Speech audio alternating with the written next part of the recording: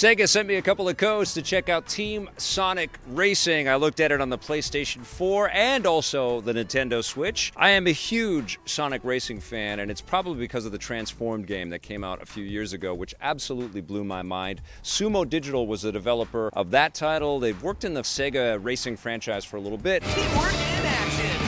What team racing is all about is exactly as the name implies, getting together teams of different Sonic the Hedgehog characters, whether you're playing as Big the Cat or Shadow or Sonic or Tails, Knuckles, all of those different characters that we've seen in various games over the years. You collect them in groups of 3, and it's not just about you crossing the finish line first, it's about how your team does, and you can share some of the power-ups between each other. That's a huge help. Thanks. And work together to get your team past that finish line in that 1, 2, 3 spot so that your points at the end of it add up to being more than your competitors. Up and running, thanks to you! Now, your competitors are also trying to do the same thing, and what happens at the end of a race is that it's not just you with your, 15 points or whatever, and you're in the lead. No, you can come in first, and your teammates could come in sort of down at the bottom of the pack, and suddenly that first place finish that you have personally doesn't mean so much because your points kind of stack up, and then boom, you're in 4th place out of these 4 groups of 3. It creates this whole new way to play the game, and I found it to be very refreshing and very fun. Once I wrapped my head around it, it does add a whole new dynamic to the racing in this game, which is very familiar. It's not really about sort of transforming your vehicle into boats and planes and things like that. It's also very much tied to the Sonic characters and universe,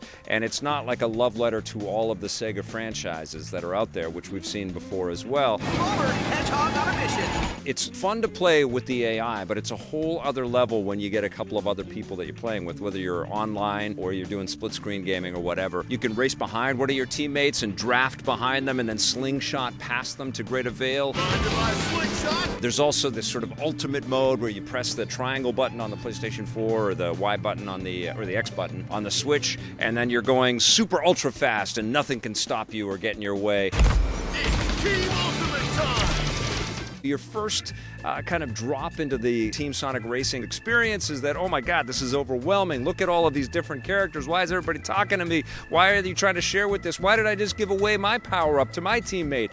And there's a lot of information on screen. It's not just your little icon, it's your teammates' icons, and you're trying to kind of rally and stay together, and Watch where you're going! it's a lot. And it takes, I think, playing through the story mode, which is actually very fun and very well put together, because it's not just racing in there, and you get some Grand Prix modes where you've got 4 different races to complete and beat, but you've also got lots of other little challenges where you're racing against time to collect as many rings or shoot as many targets as you possibly can. And what they've done is crafted a multi-chaptered story where you're trying to collect as many stars as you can that unlocks the next chapter and the next world. The little story bits and stuff are a little bit cheesy. They're not like pre-rendered or whatever. It's all just sort of flat 2D images popping up that are voiced. Yeah, the whole thing's a little sketchy. Sega and Sumo could have spent a little bit more money to craft a whole sort of animated bit in there. I agree. But it's still charming, and they've cast a lot of the familiar Sonic voices in there. So if you're a huge Mega fan, you're already playing this game. Even though it came out today as I'm reviewing it, I know you've got it in your hot little hands and you're playing it. First place! It looks great as well. That's one thing that I will say. It looks much better on the PlayStation 4 Pro than it does on the Nintendo Switch, particularly on television. But when you get the Switch version, even though it runs at a slower frame rate and the resolution is absolutely degraded, they didn't really remove the details. All of the stuff that you see in the Team Sonic Racing experience on PlayStation 4 or Xbox is all, or a PC, I think there's a PC version as well. It's all there on the Switch. It just runs a little worse. But when you're playing the game in handheld mode, it's still incredibly vibrant and all the colors pop off the screen and all of the copious amounts of content are there. And, the portability of this on the Switch is that little extra, titch that sort of makes up for its deficiencies and, its visual presentation. It's just not as good looking. When I first booted it up on the TV, I'm like, oh, wow, okay, yeah. I had just come off of the PlayStation 4 Pro game, and it just looks much better there. But in handheld mode, pretty damn sweet and fast and loaded with lots of fun. That's what I'm talking about! And I gotta hand it to Sumo in the way that they've constructed all of these environments, man. You're racing through giant casinos, and one of the levels had me bouncing on the top of these hot air balloons, which was exhilarating. It was almost like we were racing in BioShock Infinite or something. There's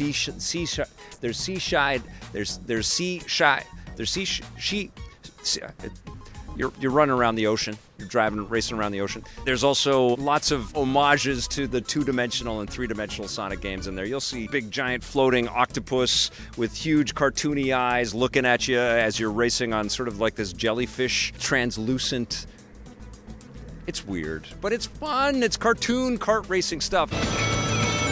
You also collect these little gotcha balls, basically, that give you all kinds of extra power-ups and customizational elements on your vehicle. Some of them are performance-based, some of them are just cosmetic, and you can keep unlocking all kinds of doodads and change your front bumpers or add some cool, funky gold tails on the back of your Sonic mobile. Never quite understood why Sonic needed a car at all, but, you know, we won't get into that. Spider-Man's got a spider buggy. The synergy is incredible!